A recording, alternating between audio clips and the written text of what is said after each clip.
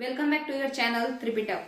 तो आज हम लोग जो देखने जा रहे हैं वो देखने जा रहे हैं कि भारत में पुर्तगालियों ने किस तरीके से प्रशासन अपना चलाया। प्रशासन मतलब क्या होता है? प्रशासन मतलब होता है शासन को चलाना, यानी कि गवर्नेंस, है ना। यानी किसी चीज को गवर्न कैसे करें, किसी चीज पे रूल कैसे किया जाए। ठीक है, तो पुर्तगाली प्रशासनिक अधिकारियों के बारे में ही हम लोगों को बात करना है। बहुत ही छोटा सा टॉपिक है, एकदम तुरंत खत्म हो जाएगा, जरा ध्यान से देखते हैं। तो सबसे पहले शुरू करेंगे और बात करेंगे वाइसरॉय से। ठीक है, तो वाइसरॉय कौन होता है इसको समझने के लिए आप समझ लीजिए, जैसे कि एक तरीके से ये राष्ट्रपति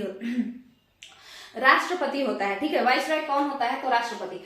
अगर हम पुर्तगाल के कंटेक्स्ट में लेकर के चले, बाकी सब भूल जाइए, अंग्रेज सब भूल जाइए, केवल और केवल पुर्तगाली लोगों के बारे में बात करते हैं। ठीक है, तो अगर हम पुर्तगाल को कंटेक्स्ट में देखें, अगर हम पुर्तगाल के कंटेक्स्ट में देखें तो जो पुर्तगाली लोग थे ना, पुर्तगाली लोग, उसका रूलर जो था, राजा, तो वो कैसा था आप लोग खुद बताइए। मैनुअल फर्स्ट कैसा था? मैनुअल फर्स्ट पुर्तगाल का राजा था उस टाइम पीरियड में जब पुर्तगाली यहाँ पे आकर के तहलका मचा रहे थे, जो कि 1498 से 1515 तक का जो समय था उस समय में। ठीक है, तो मैनुअल फर्स्ट कैसा था?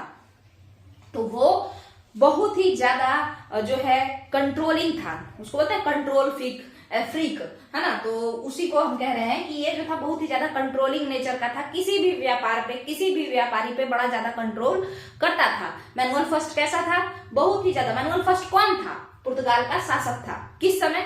जिस समय पुर्तगाली यहाँ पे आकर के बहुत ज्यादा तामझाम कर रहे थे, बहुत ही अच्छा काम कर रहे थे। 1505 से लेकर के कह लीजिए, या 1498 से ही मान लीजिए, 1498 से लेकर के और 1515 तक का जो जमाना था, तो उस समय मैनुअल फर्स्ट था।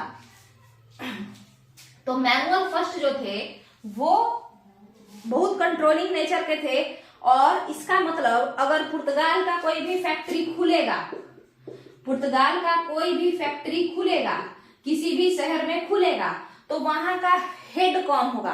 पर फैक्ट्री का हेड कौन होगा? पर फैक्ट्री का हम बोल रहे हैं, यानी कोचीन का हेड कौन होगा?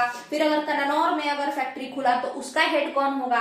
फिर आगे हम लोग चले जाएंगे और बात करेंगे कि भाई कन्नौर तो हो गया, कोचीन हो गया, मसूलीपट्टनम में अगर फैक्ट्री खुला तो उसका हेड कौन होगा? पुलिकट में यदि फैक्ट्री खुला तो उसका हेड कौन होगा? ऐसा करके तो हर जगह का, भावनगर में भी खुला था, ठीक है, तो हर जगह का जो फैक्ट्री है उसका हेड कौन होगा, ये कौन डिसाइड करता था? तो पुर्तगाली सम्राट डिसाइड करता था। ठीक है, फैक्ट्री का हेड हम कह रहे हैं, पुर्तगाल के फैक्ट्री जितने भी फैक्ट्री खुलेंगे उसका हेड कौन होगा? उसका हेड जो होता था वो डिसाइड करता था पुर्तगाली सम्राट। ठीक है, फैक्ट्री का हेड कौन करता था डिसाइड? ये हेड डिसाइड करता था पुर्तगाली सम्राट, वो अपने किसी खास को चुन करके यहाँ पे हेड बनाता था। क्लियर होगा यहाँ तक, है ना। अब एक बात, आप उस सम्राट के खास कैसे बन सकते हैं? तो पहला बात ये हो सकता है कि आप उसके ब्लड रिलेशन में आते हो, या फिर आप उसके दिल के बहुत करीब हो, दोस्त हो सकते हैं, और बाकी चीजें जो भी हैं। ठीक है, मगर दूसरा ये भी हो सकता है आप उसको घूस देते हो और इस बदले में वो आपको यहाँ पे अच्छा पोस्ट दे रहा है। हर तरीके से जो है पॉसिबल है रिश्ता बनाना, तो यहाँ पे इस तरीके का भी बात हो सकता है। तो पुर्तगाली सम्राट ही डिसाइड करता था प्रत्येक पुर्तगाली फैक्ट्री का हेड कौन होगा। तो यहाँ तक का आपका जब क्लियर है तो और आगे बढ़ते हैं, जरा ध्यान से देखिए। फिर देखते हैं कि अब इस जितने भी, मान के चलिए एक कोचीन में फैक्ट्री खुला, है ना, खुला, हाँ, एक आपका खोल दिए हम कन्नौर में फैक्ट्री, ठीक है, इसके अलावा हम खोल दिए गोवा में फैक्ट्री, है ना, और मसूलीपट्टनम में फैक्ट्री। तो हम कई जगहों पे जो है फैक्ट्री खोल दिए। अब प्रत्येक जगह पर, प्रत्येक फैक्ट्री का कोई ना कोई हेड होगा। उस हेड को कौन चुना है? पुर्तगाली सम्राट डिसाइड किया है कि किसको हेड बनाना है। ठीक है, मगर पुर्तगाली सम्राट तो पुर्तगाल में बैठा है, तो इन सारे कंपनियों के ऊपर नजर रखने के लिए, इन सारे फैक्ट्रीज के ऊपर नजर रखने के लिए वो किसी ना किसी को तो अपॉइंट करेगा, वो किसी ना किसी इंसान को तो भेजेगा कि भाई इन सब पे, इस पे, इस पे, इस पे, इस पे, सब पे, सारे लोगों पे, सारे हेड पे तुम कंट्रोल रखना, तुम नजर रखना, और सब चीज किसको बताना? सारा बात चुगली कर देना, किससे? तो पुर्तगाली सम्राट से। ठीक है, तो ये कौन इंसान था जो पुर्तगाली सम्राट का चमचा था? ये चारों जगह पे जितने भी फैक्ट्री, चारों ही जगह नहीं थे, कई सारे जगहों पे पुर्तगालियों ने फैक्ट्री खोला। ठीक है, तो इन सभी जगहों पे, जितने जगहों पे पुर्तगालियों का फैक्ट्री था, तो उन उन सारे जगहों पे पुर्तगाल का सम्राट एक चमचा नियुक्त किया, और वो जो चमचा था उसी चमचे का नाम था वाइसरॉय। ठीक है, यानी यहाँ पे जो भी होगा ये वाइसरॉय जाकर के किससे कह देगा? सम्राट से कह देगा। ठीक है, ये वाइसरॉय जाकर के किससे कहेगा? किसी भी कंपनी में, किसी भी फैक्ट्री में जो भी होगा ये जाकर के सम्राट से कह देगा।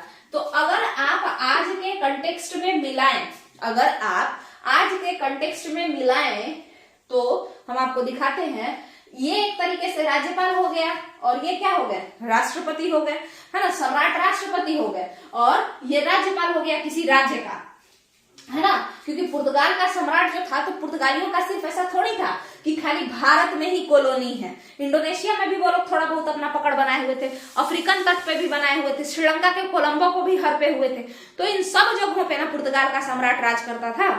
ठीक है, तो जो भारत वाला राज्य इसके लिए हुआ, इस सम्राट का जो भारतीय क्षेत्र पे कब्जा हुआ, तो उसका राज्यपाल या उसका वाइसरॉय बना दिया गया, और ये जो वाइसरॉय था ये सारा बात सम्राट से कह देता था। ठीक है, तो ये बात हो गया। यानी वाइसरॉय एक बहुत बड़ा, बहुत पावरफुल इंसान, पुर्तगाली वाइसरॉय बहुत पावरफुल इंसान नहीं था। जो पुर्तगाली गवर्नर हुआ करता था, पुर्तगीज गवर्नर, वो बहुत ही पावरफुल इंसान नहीं हुआ करता था। गवर्नर को ही वाइसरॉय कहा जा रहा है। ठीक है, आइए, अब वो पावरफुल नहीं था, क्यों? क्योंकि सम्राट जो है उसके, सम्राट के नियंत्रण में ये था, सम्राट इसको कंट्रोल करता था, ये सम्राट के अंडर में काम करता था। यहां तक का क्लियर है? तो अब आइए एक और, अब इसका पावर हम लोग थोड़ा सा देखते हैं कि किस तरीके से कम होगा। तो देखिएगा, वाइसरॉय या गवर्नर का जो पावर है, केवल और केवल पुर्तगीज गवर्नर या पुर्तगीज वाइसरॉय को ही ध्यान में रखिएगा। हम अगर ये समझा रहे हैं तो इसका ये मतलब नहीं है कि पुर्तगाल का वाइसरॉय अगर कम पावरफुल है या पुर्तगाल का गवर्नर, क्योंकि अगर आप देखें अंग्रेजी यानी ब्रिटिश ईस्ट इंडिया कंपनी में अगर आप देखते हैं तो उसमें गवर्नर और वाइसरॉय दो अलग लोग थे, है ना। गवर्नर जब बना था तो उस समय पावर ज्यादा था इन लोगों के पास, ब्रिटिश गवर्नर, और ब्रिटिश वाइसरॉय के पास पावर कम था। ठीक है, बट पुर्तगाल के केस में वाइसरॉय भी कहते हैं, गवर्नर भी कहते हैं, बात दोनों सेम ही पोस्ट का नाम है। ठीक है, समझ में आ गया होगा, यानी पावर वही था। तो जरा ध्यान से देखते हैं वाइसरॉय जो था वो कैसे काम करता था। तो देखिएगा, ये जो है इसका, ये पहले 3 साल, प्रथम 3 साल जो है ये किसी एक सचिव के साथ मिलकर के काम करता था। मतलब एक सेक्रेटरी होता था जो इसको सब चीज समझाता था कि तुमको ऐसे डील करना है, वैसे डील करना है, और उस हिसाब से ये वाइसरॉय भारत में काम किया करता था। ठीक है, तो ये क्या मतलब हुआ? ये सचिव कौन होता था? ये सम्राट का खास इंसान होता था, सम्राट का खास कोई होता था, और यही बताता था पहला 3 साल तक तुमको किस तरीके से डील करना है। अब दूसरी बात, उसके बाद अगर ये गवर्नर सारा चीज इसका मान रहा है, सब सही से सीख लिया है, तो इसको कहा जाता था कि तुम अपने से क्या कर लो, एक ग्रुप बना लो। ठीक है, एक काउंसिल बना लो, एक परिषद बना लो, और उस परिषद का निर्माण करके उसमें कुछ लोगों को भर लो, 2 लोग 3 लोग, और उस तरीके से जो है अब परिषद के मदद से तुम क्या करो, शासन को चलाओ।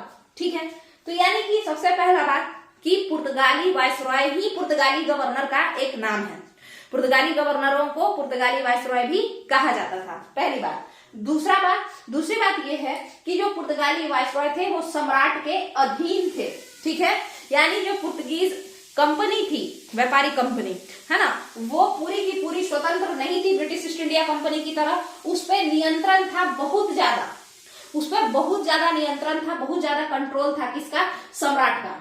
यहां तक कि सम्राट हर एक फैक्ट्री में एक हेड चूज करता था, और वो हेड वाइसरॉय से नहीं चूज करवाता था, ये खुद से चूज करके भेजता था। हेड भी खुद ही चूज करके भेजता था सारे फैक्ट्री के लिए, और इन सारे फैक्ट्रियों को देखने के लिए एक चम्मच वहां पे अपॉइंट कर देता था, और उसी जो चम्मच था वही जो आपका जो, मतलब समझ लीजिए कि इसका क्या एक तरीके से वही ना चम्मच ही हुआ, सारा बात मेरा तुमको मानना है, चुगली करना है, तो उस वही चम्मच क्या कहलाया? वाइसरॉय कहलाया।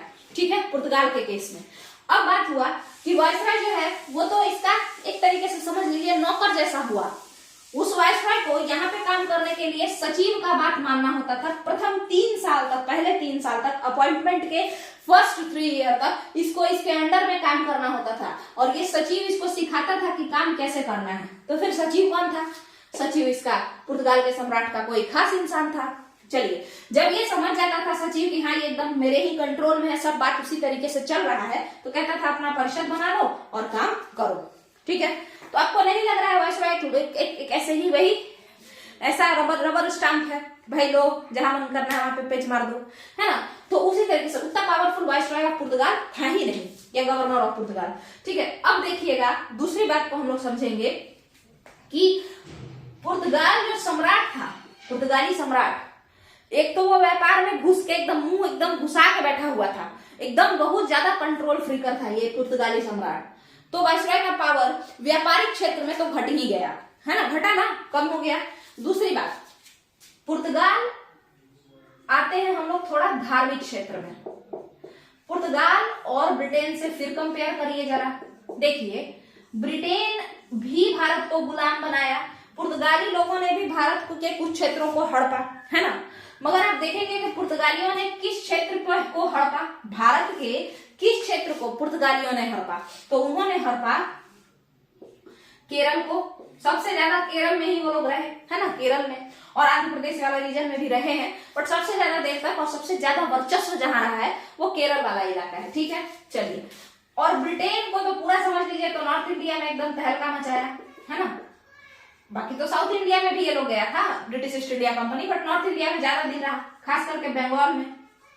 अब आप मिलाइएगा कि जो ब्रिटिश ईस्ट इंडिया कंपनी है उसमें बाद में आप देखेंगे कि महारानी जो क्वीन थी, क्वीन विक्टोरिया, क्वीन एलिजाबेथ, ये लोग जो है इंटरफेयर करना शुरू की। पहले तो इसको बहुत ही ओपन, बहुत फ्री छोड़ा गया था ब्रिटिश ईस्ट इंडिया कंपनी को कि भाई पैसा कमाओ, कोई दिक्कत नहीं है ना, मगर आप देखेंगे उसके साथ साथ एक और चीज देखिए कि ब्रिटिश ईस्ट इंडिया कंपनी में स्टेट का इन्वॉल्वमेंट तो नहीं ही था, माने ब्रिटेन के राजा का या ब्रिटिश क्राउन का उतना इन्वॉल्वमेंट नहीं था।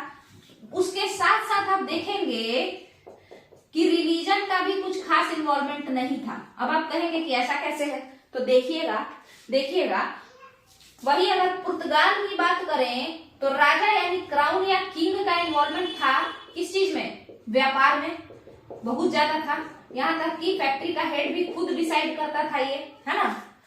उसके साथ साथ रिलीजन भी बहुत ज्यादा इन्वॉल्व होता था।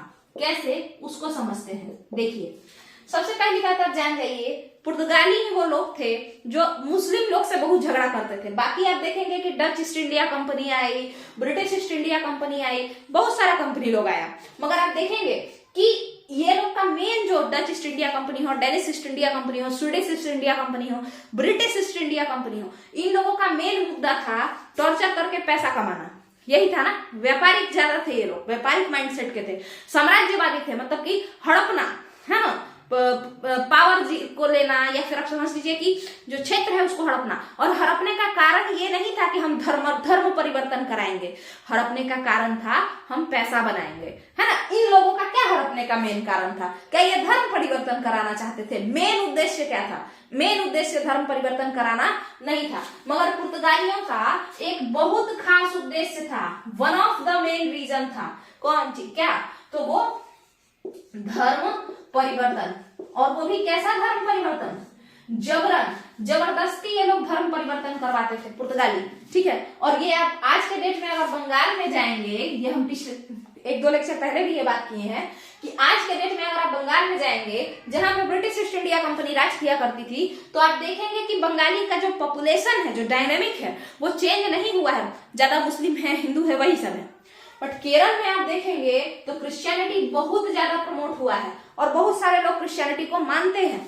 तो जैसे मुस्लिम धर्म, इस्लाम धर्म ने पहले एक तरीके से बहुत ज्यादा जो है मारा पीटी किया और बहुत सारे लोगों को जो है जबरदस्ती धर्म परिवर्तन करवाया गया, जब आपका रोमन एम्पायर था, उस जब रोमन एम्पायर टूटा था तब, है ना, उसी तरीके से पुर्तगालियों ने भी हिंदू मुस्लिम कई सारे लोगों को पीट करके, शादी करके, कैसे भी किसी भी तरीके से जो है धर्म परिवर्तन करवाया। ठीक है, इसका मतलब है कि सम्राट व्यापार में घुस के बैठा हुआ था। इस पूरे कथा कहानी से आपको क्या समझ में आया कि भाई सम्राट व्यापार में एकदम मेरन मार करके बैठा हुआ था, पहली बात।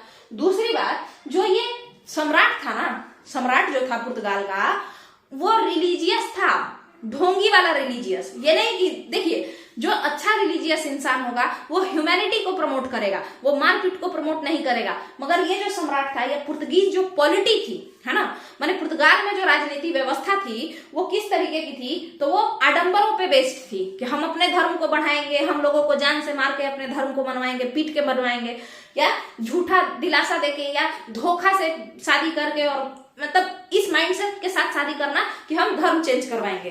ठीक है, तो इस तरीके का इन लोगों का पॉलिसी था।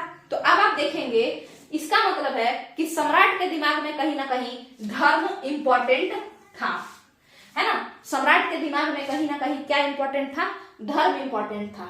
तो पहले तो आप देखें कि बेचारा वायसरॉय इसका चम्मच था, व्यापार के क्षेत्र में ये हेड वेट सब अपने से चुन के लाता था, कहता था सारा इंफॉर्मेशन हमको देना। तो व्यापार के क्षेत्र में तो वायसरॉय को ये पावर दिया नहीं। फिर ऊपर से व्यापार के बाद धार्मिक जो लोग थे, जैसे जेसुइट लोग, जेसुइट क्या होते हैं, पादरी लोग, ठीक है, पादरी लोगों का ग्रुप। तो जो पादरी लोग थे उन लोगों को ज्यादा पावर दिया गया, किसके द्वारा, पुर्तगाल के सम्राट के द्वारा। किन लोगों को, जो जेसुइट लोग थे ना, उन लोगों को पुर्तगाल के सम्राट द्वारा ज्यादा पावर दिया गया, आप ये देखेंगे, है ना। और इस चक्कर में जेसुइट और वायसरॉय, जेसुइट यानी पुर्तगाली पादरी समझ लीजिए, और वायसरॉय, इन दोनों के बीच झगड़ा हो गया। यानी कह लीजिए, अब झगड़ा ऐसा झगड़ा नहीं कि मारा पीटी थपड़ा थपड़ी, नहीं, मतलब अनबन होना शुरू हो गया। और इस कारण से भारत में पुर्तगाली प्रशासन को चलाने में कठिनाइयां आने लगी। ठीक है, भारत में क्या होने लगा, पुर्तगाली प्रशासन को चलाने में कठिनाइयां आने लगी, क्योंकि ये लोग जो है पादरी लोग, ये अपना वर्चस्व चाहते थे। राजा भी इनको सपोर्ट कर रहा था, क्योंकि राजा भी दिखा रहा था कि नहीं भाई, हम क्रिश्चियनिटी के सबसे बड़े समर्थक हैं, पुर्तगाल का राजा। ठीक है, और अब देखेंगे आप कि पुर्तगाल के राजा को पैसा भी बहुत पसंद था, इसी वजह से तो वो हर किसी के फैक्ट्री पे मेरन मार के बैठ जाता था।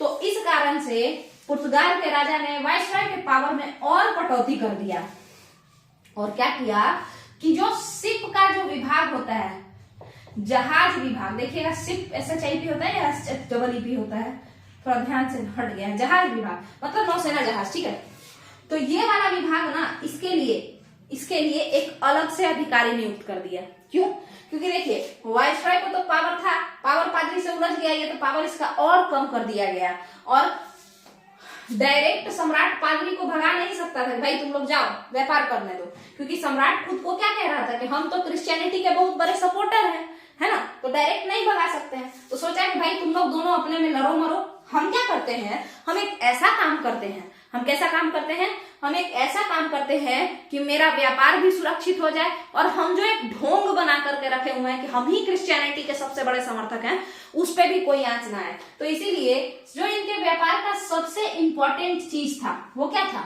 नौसेना और जल व्यापार, क्योंकि वहीं से ये लोग पूरा एकदम व्यापार करते थे, यहाँ से वहां व्यापार जो है ढो ढो के सामान ले जाते थे। ठीक है, ये सब उनका जो है सबसे इंपॉर्टेंट क्षेत्र था। पुर्तगालियों के पैसा कमाने का सबसे इंपॉर्टेंट क्षेत्र था जलीय क्षेत्र या जलीय व्यापार। ठीक है, स्थल से उतना पैसा वो नहीं कमाते थे। तो इसीलिए जो आपका ये कहाँ गया, ये हाँ, ये जो सम्राट था, ये सोचा कि तुम लोग आपस में लड़ो भिड़ो, हम क्या करते हैं, नौसेना विभाग के लिए एक अलग इंसान को अपॉइंट कर देते हैं, और वो जो इंसान था उसी का नाम था वेडोर दा फजेंडा। ये पोस्ट है, इस पे कोई भी इंसान बैठ सकता है, ऐसा नहीं कि ये इंसान ही वेडोर दा फजेंडा है, नहीं, ये पोस्ट का नाम है वेडोर दा फजेंडा। इस पोस्ट पे जो भी अधिकारी बैठते थे उनका काम क्या होता था, नौसैनिक बेड़ा तैयार करना।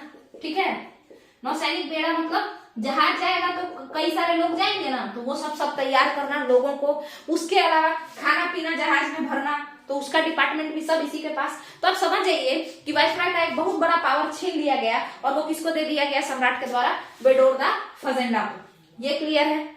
अब आगे देखिए, वेडोर दा फजेंडा सब चीज कर दिया, उसमें कोई दो मत का बात नहीं है कि ये खूब अनाज भर दिया बोरी से, लोगों को बोल दिया कि जाइए आप लोग जो है सामान बेच के आइए और लेके आइए, सब चीज ठीक था।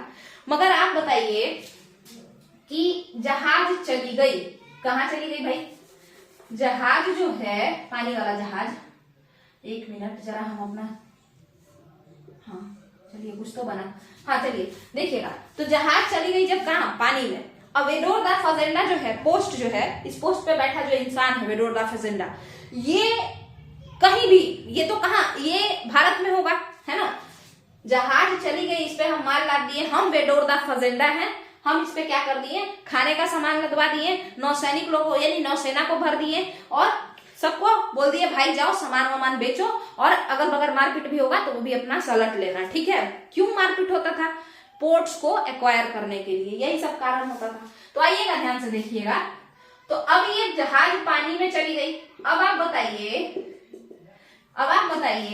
कि ये जो जहाज पानी में चली गई, वेडोर दा फजेंडा को क्या पता चलेगा अगर यहाँ किसी तरीके का करप्शन होगा तो? क्या पता चल सकता है इस जहाज में अगर किसी तरीके का भ्रष्टाचार होए, लोग आपस में पैसा बांट लें, है ना, पता चलेगा? नहीं चलेगा, ठीक है। तो इसी कारण से यहाँ पे जहाज जब पानी में उतर गया तो जो हेड हो गया वो कैप्टन हो गया, है ना, जहाज का हेड कैप्टन हो गया।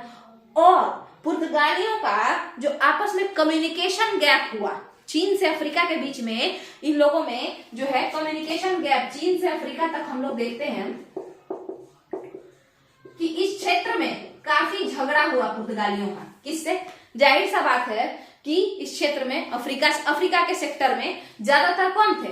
मुस्लिम लोग थे, है ना। इजिप्ट वगैरह से इन लोगों का झगड़ा चलते ही रहता था, पुर्तगालियों का इजिप्ट के मूल शासकों से झगड़ा चलता रहता था, ठीक है। तो अफ्रीकी क्षेत्र में इन लोगों का जो है बहुत झगड़ा रहता था, है ना। तो कहीं ना कहीं कंट्रोल जो था वो वेडोर दा फजेंडा या वाइसराय के हाथ से बाहर निकल जाता था।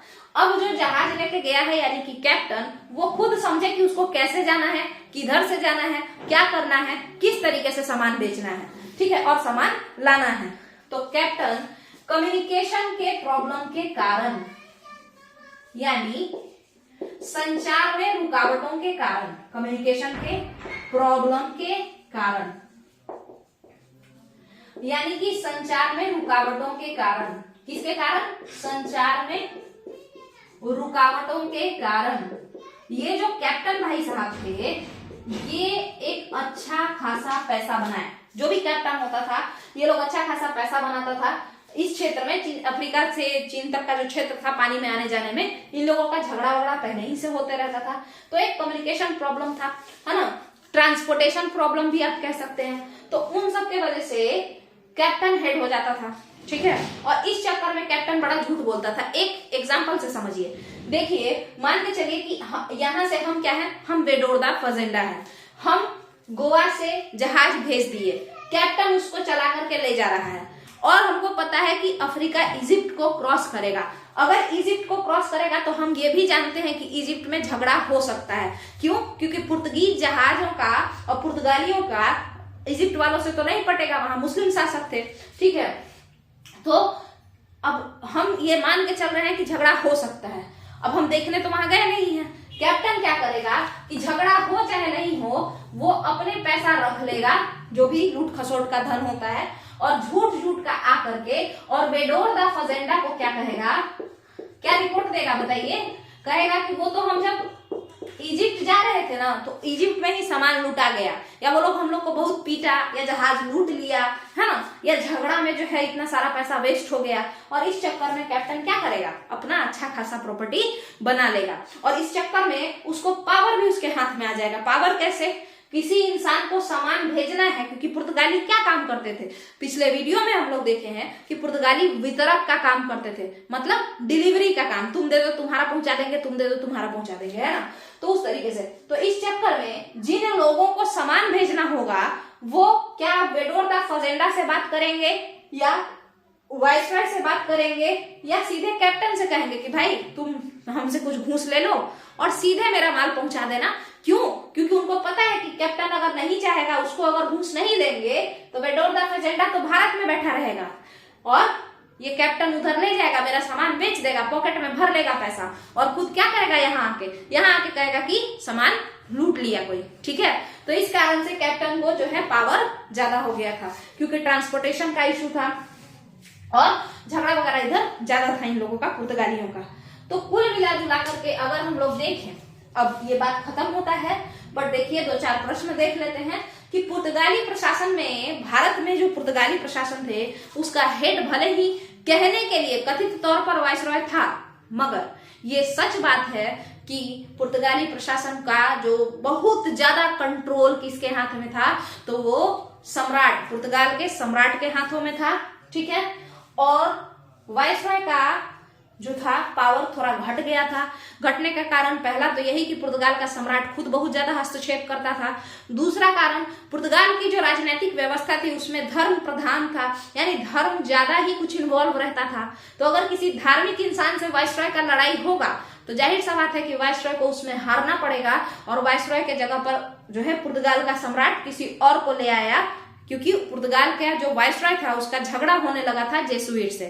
और वो जो इंसान जिसको वो नौसेना वगैरह या जहाज वगैरह का काम देखने के लिए एक नया पोस्ट बनाया पुर्तगाल का सम्राट, उस पोस्ट का नाम है वेडोर दा फजेंडा, जो कि पावरफुल हो गया। मगर बाद में कैप्टन चालाकी बतियाया, और जो जहाज का कैप्टन होता था वो बहुत चालाक बना, और वो क्या किया कि वो खुद ही लूटना शुरू कर दिया और कहा कि भाई वो तो उधर हम जा रहे थे तो रास्ते में सारा माल लूट लिया गया, या रास्ता खराब था तो सब पानी में डूब गया। कई कारणों से कई बहाना बना करके जो है पैसा खाना शुरू कर दिया, और जिस कारण से कैप्टन भी अपना कुछ ऑटोनॉमी एंजॉय किया, कुछ स्वायत्तता एंजॉय किया।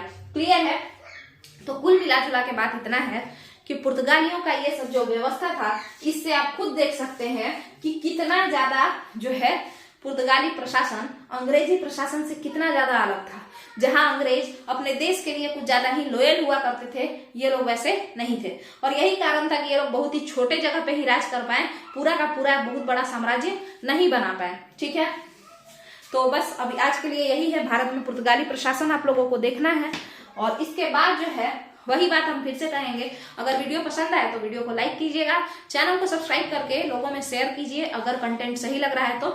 और सबसे इंपॉर्टेंट बात, इनमें से कोई भी 2 क्वेश्चन का एमसीक्यू बना करके, या 1 क्वेश्चन का ही, पर पर्सन 1 क्वेश्चन का एमसीक्यू बना करके नीचे कमेंट में डाल दीजिए, ताकि हम एमसीक्यू क्वेश्चन सेट करके भी यहाँ पे ला सकें, जिससे हमको क्या फायदा होगा, सिर्फ हम ही को नहीं आप लोगों को भी उससे फायदा होगा कि उसको जब हम एक एमसीक्यू फॉर्म में जो है क्वेश्चन अगर लाएंगे तो उससे बीपीएससी 3.0 आ रहा है उसमें फायदा होगा, या नॉर्मल जो भी एग्जाम होते हैं सब में फायदा होगा। और आप लोग को स्पेक्ट्रम साथ के साथ पढ़ते जाना है। तो बस यहीं पे इस वीडियो को खत्म करते हैं। चलिए, थैंक यू।